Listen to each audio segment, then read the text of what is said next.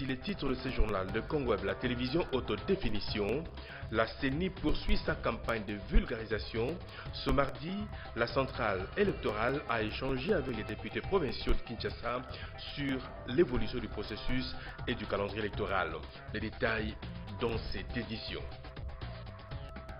Quelques membres de l'opposition républicaine se sont réunis autour du secrétaire général du MLC.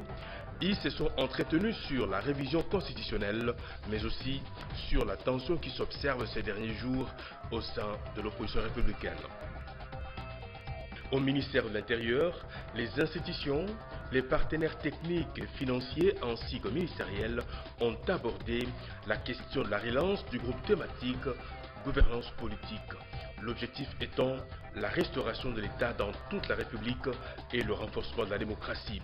Barbara Nzimbi, Yakonzoli, Yamobutu a le réel plaisir de vous présenter ce téléjournal. Bienvenue à tous. Bonsoir et merci de nous rejoindre, mesdames, messieurs. J'espère que vous êtes en forme puisque nous, on l'est. Révision constitutionnelle, il en était question ce mardi lors de la rencontre de quelques membres de l'opposition politique congolaise réunis autour du secrétaire général du mouvement de libération du Congo, Thomas Louaka. Quelques membres de l'opposition républicaine ont également mis en exergue la tension observée ce dernier jour à l'opposition républicaine. Cadre choisi, le siège du MLC. La délégation de l'opposition républicaine est venue rencontrer le secrétaire général du MLC, Thomas Louaka. À la tête de cette délégation, Jean-Pierre Lissanga Bonganga. Tous, réunis autour d'une table, disent catégoriquement non à la révision de la Constitution, particulièrement à l'article 220, fixant la durée et le nombre de mandats du chef de l'État. Nous avons parlé calmement avec le secrétaire général. Nous avons parlé des résolutions. Mais parmi les résolutions, la plus importante, c'est celle, bien sûr, de ne pas réviser la Constitution. Et nous sommes très contents et très flattés de la position du MLC. Le secrétaire général nous a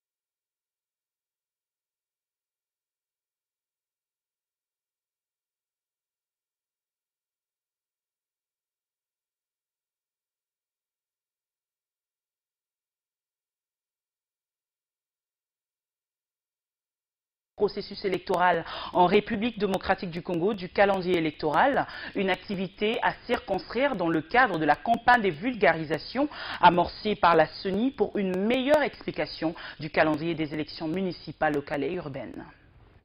Se sont présentés les députés provinciaux de Kinshasa face à la CENI ce mardi, une rencontre qui intervient après les échanges la veille avec l'exécutif provincial, des pourparlers axés autour de l'évolution du processus et du calendrier électoral. Il était également question d'explorer les préparatifs du dit processus, lequel se résume à la fiabilisation du fichier électoral et à la cartographie. La CENI est en train de se préparer pour corriger certaines observations qui ont été relevées lors des élections de 2011. Il s'agit d'électeurs régulièrement inscrits qui étaient oubliés sur la liste électorale lors des élections du 28 novembre 2011. Nous pensons à travers ces opérations de stabilisation rapprocher les électeurs des sites de vote proches de leur résidence pour éviter qu'ils ne parcourent pas de grandes distances. Roger Ntsingui a, au nom de l'organe délibérant de la capitale, soumis aux délégués de la CENI quelques inquiétudes, surtout sur le mode de scrutin. Certains disent que cette fois-ci, le processus serait universel, indirect, c'est-à-dire ce sont les conseillers municipaux qui doivent maintenant élire. Et alors, jusque-là, il n'y a personne qui nous a éclairé la lanterne. Raison pour laquelle nous sommes venus ici un échange dans le but que les députés comprennent qu'est-ce qui va se passer dans les jours qui suivent. La centrale électorale compte poursuivre avec cette vulgarisation, cette fois-ci avec les bourgmestres, chefs des quartiers et autres chefs des entités décentralisées de la capitale. Relance du groupe thématique gouvernance politique. Le ministère de l'Intérieur a rassemblé ce mardi les institutions, partenaires techniques, mais aussi financiers, ainsi que les ministériels sur la question, les buts et la restauration de l'État dans toute la République démocratique du Congo, ainsi que le renforcement de la démocratie par l'organisation des élections transparentes. Cette réunion, tenue au Grand Hôtel Kinshasa, était présidée par le ministre de l'Intérieur, Richard Mouyej-Manguez. Cette réunion du groupe thématique gouvernance politique découle de celle tenue le 30 avril dernier qui recommandait la convocation urgente des groupes thématiques non fonctionnels dont celui de la gouvernance politique. Ce jour, la participation des ministères sectoriels ainsi que les partenaires techniques et financiers a sa raison d'être lorsqu'on sait que les défis à relever sont énormes. Le groupe thématique gouvernance politique est appelé à apporter sa contribution pour relever les principaux défis majeurs ci-après. Restaurer l'autorité de l'État sur l'ensemble du territoire national, renforcer la démocratie par l'organisation des élections libres, crédibles et transparentes, promouvoir les objectifs de réconciliation nationale, de tolérance et de paix, prévenir et résoudre les conflits internes et externes, promouvoir le pluralisme politique et la culture du partenariat. La restauration de l'autorité de l'État, le renforcement de la démocratie et la promotion de la réconciliation nationale passent par une bonne gouvernance politique. La consolidation de la stabilité politique, le renforcement de l'autorité de l'État sur toute l'étendue du territoire national, l'accélération du processus de la décentralisation et l'initiation à la démocratie passent par la bonne gouvernance politique, tâche qui nous incombe. Les partenaires techniques et financiers fondent leur espoir sur ce groupe thématique. Ces groupes thématiques sont le cadre idéal de concertation pour entretenir le consensus sur les politiques et stratégies de développement en RDC d'une part et pour contribuer au respect de la déclaration de Paris et de l'agenda d'action d'Accra d'autre part. Élections, Parlement et partis politiques, gestion et prévention des conflits, ainsi que participation citoyenne sont des sous-thématiques de la gouvernance politique. Le ministre de l'Intérieur tient à tout prix à relever les défis.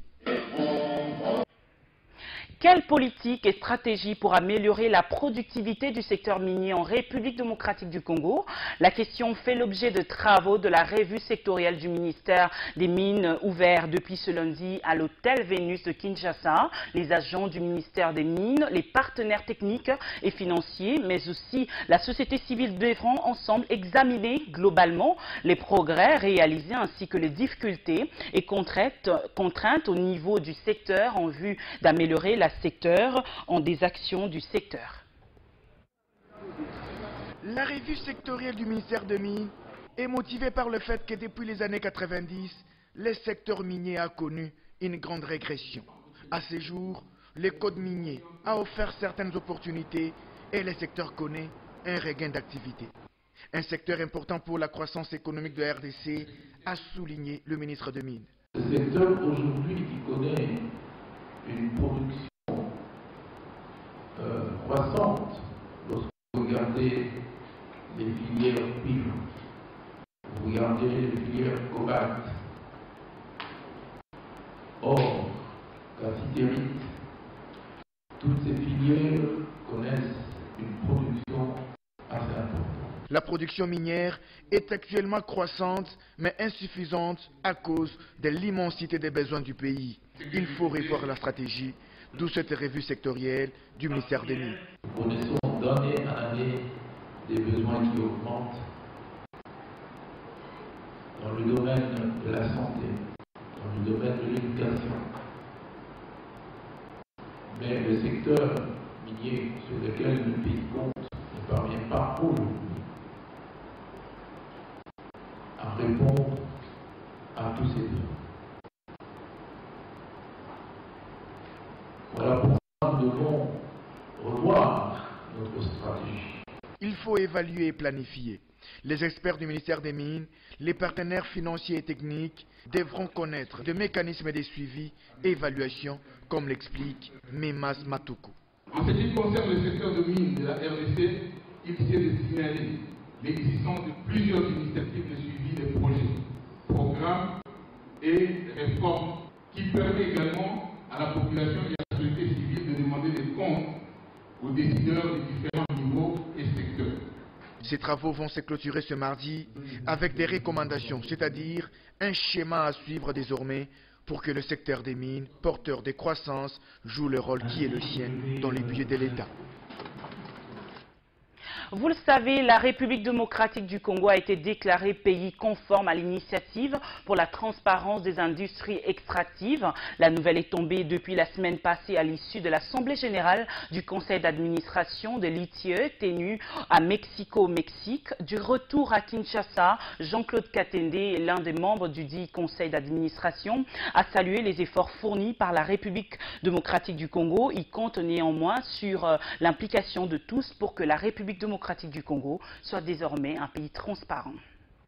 Après avoir échoué à 2 validations successives, la RDC a été réintégrée au sein de l'ITIE, un aboutissement loin d'être un cadeau, estime Jean-Claude Katende. Nous avons fait l'étude des cadrages pour déterminer le périmètre ITIE qui a été apprécié au niveau national comme international. Les comptes des entreprises minières et pétrolières ont été audités et les comptes aussi des agences financières de l'État ont été audités et à la fin, le conseil d'administration avait envoyé une délégation ici pour parler avec les parties prenantes, examiner les dossiers de la République démocratique du Congo et la conclusion, c'est la bonne nouvelle dont vous avez entendu parler la semaine passée, notre pays a été déclaré pays conforme. La conformité ne veut pas dire que le pays est devenu transparent. Dans ce domaine, la RDC a encore du chemin à faire. Pour que le Congo devienne un pays transparent, les efforts ne doivent pas se concentrer seulement sur l'ITIE, mais les efforts doivent venir de beaucoup d'institutions de la République démocratique du Congo. Il faut que la justice soit active, il faut que le gouvernement fasse sa part de travail, il faut que le président de la République fasse sa part de travail et il faut aussi que la société congolaise fasse aussi sa part de travail. Hormis ce défi, d'autres étapes attendent la République démocratique du Congo au sein de l'ITIE après cette validation. Mais dans l'entretemps, le pays de Joseph Kabila peut au moins commencer à goûter aux retombées de sa validation. Cela va de l'amélioration de la gouvernance à la crédibilité du pays, bref, la création de confiance et d'un climat propice aux investissements. Du 19 au 21 juillet prochain, l'Union nationale de la presse du Congo organise un congrès à Kinshasa, réunissant ainsi les journalistes de toute la République. Objectif, réfléchir autour de tous les défis auxquels font face les journalistes congolais, afin de trouver ensemble de solutions idoines. Le mandat des membres du comité de pilotage de cette structure étant arrivé à terme, le secrétaire général de cette structure appelle ceux qui se sentent intéressés à pouvoir venir déposer leur candidature, ce dans le délai. Il s'agit en effet d'un congrès électif qui mettra en place les organes de cette structure. Le secrétaire général de l'UNPC, Kasonga Chilunde, parle des enjeux de cette grande rencontre tout en évoquant la question de la viabilité économique de la presse congolaise. Les problèmes sont connus, mais nous n'avons pas de solution à ce problème parce qu'à un moment donné, on a l'impression qu'il manque de volonté politique. Parce que la loi de 96, ça fait aujourd'hui combien d'années? Mais depuis lors, les dispositions qui donnent avantage à la presse ne sont jamais appliquées. Mais ça pose un problème sérieux qu'il faut débattre pour savoir à quel niveau se situe le blocage. Aujourd'hui, les journalistes se plaignent, ils sont mal payés. Mais pourquoi ils sont mal payés? Alors il faut maintenant que nous ayons des experts qui viennent nous parler de la viabilité économique d'un organe de presse. Comment viabiliser un organe de presse sur le plan économique. Kasonga Chilunde plaide en outre pour l'amélioration des conditions de vie et de travail des journalistes. Il en appelle ainsi au respect des prescrits de la loi de 96 qui donne, selon lui, les avantages à la presse. La loi 96-002 qui est pratiquement dépassée par rapport à l'évolution de la situation. Mais logiquement, il faudra maintenant que au niveau du Congrès, nous réfléchissions autour de ça. Nous puissions voir dans quelle mesure on peut soit intégrer dans la nouvelle loi lorsqu'on aura révisé celle-ci, soit si on peut prendre une disposition particulière. Tous ces problèmes-là doivent être traités et discutés. La finalité du Congrès, donc l'élection du comité directeur, et des commissions de discipline et de la CAT. Tout ça nous permet de réfléchir ensemble pour que nous puissions avoir une nouvelle UNPC. Ces assises de 3 jours vont se dérouler au centre Caritas. Tous les journalistes et associations œuvrant dans le domaine de la presse y sont donc invités. 3500 enfants en situation de rupture familiale vont devoir bénéficier désormais de la prise en charge scolaire, familiale, socio-professionnelle, mais aussi communautaire de la part de l'ONG belge Dynamo International avec l'appui de la coopération belge et Wallonie-Bruxelles. Le lancement du projet dit prise en charge des enfants vulnérables a eu lieu ce lundi au siège du comité d'appui au travail social des rues. Le projet prise en charge des enfants vulnérables vise à contribuer au respect des enfants congolais en général, mais surtout à ceux en situation de rue. Pour une durée de 2 ans, les enfants de Kinshasa, Lubumbashi et Kananga constituent la cible pour cette première phase qui vise principalement l'insertion sociale, comme le souligne Edo Mukenzi, coordonnateur du comité d'appui au travail social des rues. Le projet porte sur la réinsertion de 3500 enfants en situation de rue. Nous allons faire une répartition de telle sorte que Kinshasa prenne 2000 enfants, Kananga prendra 500 et Lubumbashi prendra 500. On va donner la possibilité à ces jeunes en situation de rue d'accéder à une mutuelle de santé parce que la problématique que nous rencontrons beaucoup auprès de ces jeunes-là, c'est l'accès aux soins sociaux. Fort de son expérience à travers 47 pays dans le monde, Dynamo International martèle sur l'encadrement des travailleurs sociaux pour la réussite de ce projet. Le travail tout à fait concret des travailleurs de rue, des éducateurs de rue, on appelle ça aussi éducateurs de rue, c'est d'aller vers l'enfant dans la rue et de discuter avec lui de ses besoins, de ses difficultés, de ses rêves aussi, de ce qu'il a envie de faire. Et c'est de l'accompagner individuellement vers ce qu'il veut devenir ou vers ce qu'il veut faire. Et si c'est retourner à l'école, eh bien c'est l'accompagner individuellement pour qu'il retourne à l'école. Alors ça demande du travailleur de rue, du travailleur social de rue, de négocier avec une école pour qu'une école facilite son accession. C'est aussi faire passer des messages positifs sur un enfant en situation de rue n'est pas un déchet, n'est pas un sorcier. À cette même occasion, il a été souligné que malgré les avancées institutionnelles enregistrées jusqu'à ce jour, plus de 40 000 enfants demeurent encore en situation de rue et dont la plupart n'ont jamais été en contact avec un service social. La ville de Goma, au nord Kivu, est menacée par une épidémie de choléra. Près de 90 cas de personnes malades sont déjà enregistrés et placés dans différentes zones de santé pour une prise en charge médicale. Mais l'on déplore tout de même le décès de 3 individus. Jusque-là, la cause de cette épidémie serait le manque d'eau potable que la régie des eaux de cette province n'arrive plus à fournir à la population. Les précisions avec notre correspondant qui se trouve sur place. Une épidémie de choléra est déclarée dans la zone de santé de Karistindi en ville de Goma par les autorités provinciales de Nord Kivu.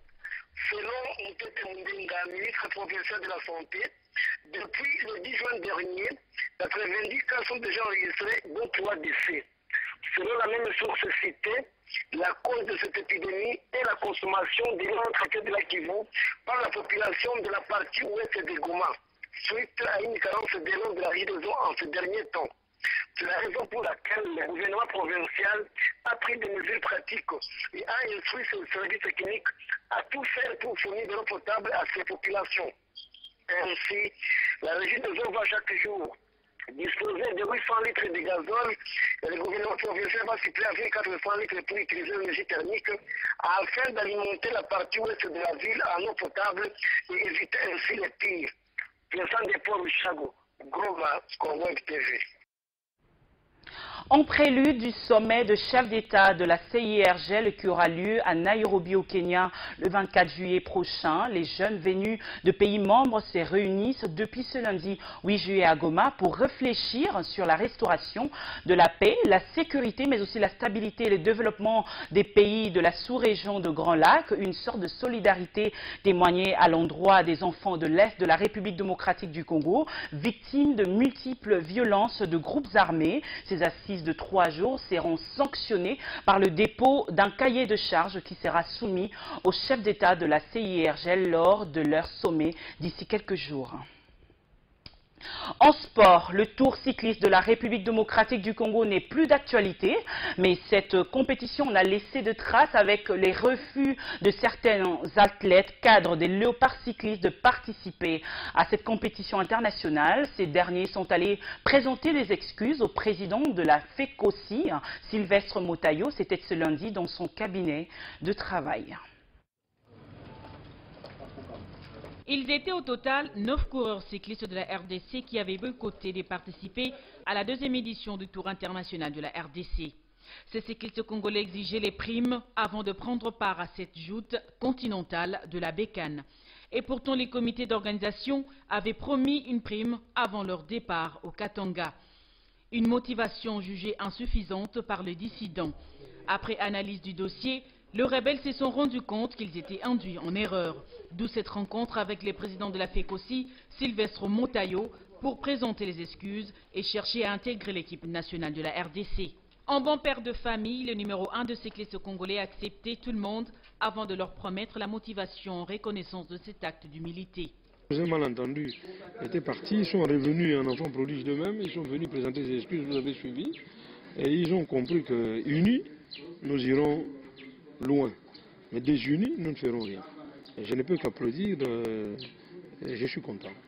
Au contraire, la fédération n'a cessé de demander à ces cyclistes de réintégrer, de nous suivre, de nous rejoindre partout où nous sommes passés. Bon, les choses ont fait que ils n'aient pu nous rejoindre, mais on va continuer avec eux. Désormais, avec cet acte, les sports en RDC et particulièrement le cyclisme peut rêver d'un avenir radieux. Revue de presse avant de nous quitter. Cette revue de presse vous est présentée par Happy Congo. Happy Congo, c'est construire sa maison moins chère, rapide, solide et durable avec isolation thermique et acoustique garantie. Bonsoir. Calendrier électoral, Maluma Lupa, campagne à Kinshasa, titre l'objectif. Selon les confrères, c'est une campagne de persuasion qu'a entamé le président de la CENI, dont la ville-province de Kinshasa, considérée comme les bastions de l'opposition politique. Ses collaborateurs sont à l'avant-plan pour persuader les animateurs des institutions politico-administratives sur le bien fondé de son calendrier électoral. Élection locale, Kimbuta s'engage dans la vulgarisation et crée la prospérité. Selon la consoeur, le gouvernement de la ville de Kinshasa a suggéré à la CENI d'adopter une méthode de communication adaptée à la masse électorale, plus particulièrement lors de la 3e journée consacrée aux bourgmestres des communes et leurs adjoints. Étienne Tshisekedi, le silence suscite des interrogations, notre forum des As. L'énigmatique leader de l'UDPS est-il politiquement en congé sabbatique, s'interrogent les confrères qui soutient que Chichi se retrouve dans une posture qui impose les autres acteurs de l'opposition d'effectuer le premier pas vers lui. En tout cas, pas le contraire. Mais Tshisekedi serait aussi dans une situation embarrassante. Vers un gouvernement d'adhésion, signale l'intermédiaire. Dr Benjamin Logombenza, cité par les confrères, souhaite que le gouvernement de cohésion nationale soit un gouvernement d'adhésion aux valeurs universelles.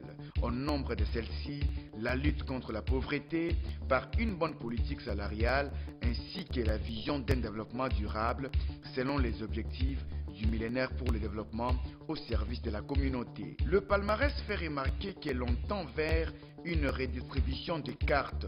Classe politique congolaise, l'heure des vérités a sonné. Depuis le 30 juin dernier, on assiste un peu à ce que Chichi avait appelé le bal des chauves. Les vainqueurs de ce match qui s'annonce sont connus, les politiciens aux convictions fortes. Les vainqueurs de ce match qui s'annonce sont connus, les politiciens aux convictions fortes. Équateur, les FDLR pourraient être regroupés à Irebu, renseigne le guide. Avant leur retour au Rwanda, les FDLR pourraient, une fois leurs armes déposées, être regroupés à Irebu où se trouve une base de la marine militaire. C'est ce que se propose le gouvernement congolais. Enfin, le télégramme du Congo note pour sa part que la relocalisation des combattants d'FDLR en RDC est un projet à haut risque. Le risque, c'est de voir ces FDLR se déporter avec l'insécurité qu'ils ont enseigné dans le Nord Kivu, où des femmes ont été violées et des mauvaises exactions sur des populations civiles. Bonsoir. Cette revue de presse vous a été présentée par Happy Congo. Happy Congo, c'est construire sa maison moins chère, rapide, solide et durable avec isolation thermique et acoustique garantie. Mesdames, Messieurs, c'en est fini pour ce soir. Merci à tous ceux qui nous ont suivis à partir de Ngalema, particulièrement à Francis Diomi. À très bientôt. Bonsoir.